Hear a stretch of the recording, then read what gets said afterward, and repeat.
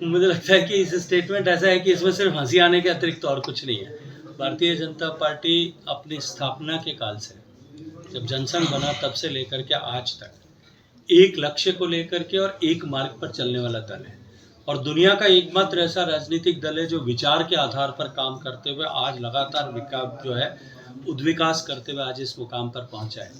Bharatiya Janata party Bharat को सर्वश्रेष्ठ देश बनाना और उसका मार्ग गरीब के घर से होकर के जाता है, उसके जीवन में परिवर्तन लाना, इस मार्ग पर काम करने वाली पार्टी है।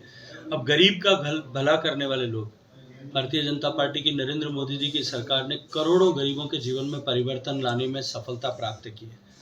15 करोड़ से ज़्यादा लोगों के घर में शौचालय बने, 12 करोड़ से ज़्यादा लोगों के घर तक गैस का चूल्हा पहुँचा है, 16 करोड़ लोगों के घर तक पीने का पानी पहुँचा है, 45 करोड़ लोगों के घर तक बैंक का खाता पहुँचा है, 35 करोड़ युवाओं को मुद्रा का रोजगार मिला है और मुद्रा के माध्यम से रोजगार मिला है।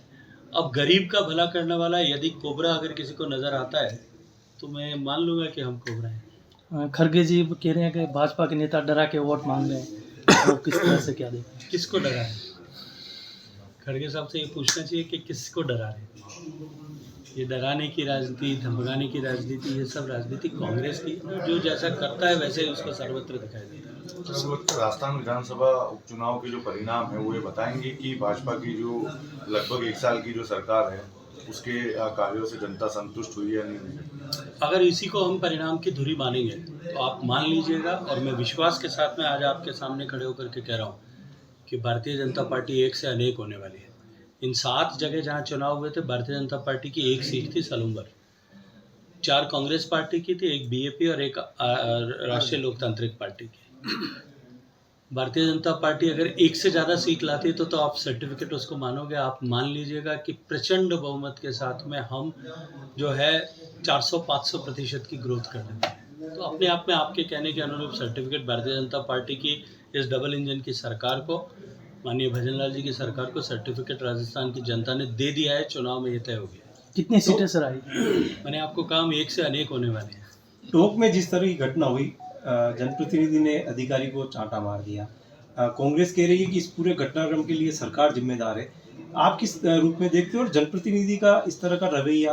देखिए, लोकतांत्रिक व्यवस्था में, और जब भारत का लोकतंत्र 75 वर्ष का हो गया है, ऐसी घटनाएं किसी भी तरह से स्वीकार्य नहीं है।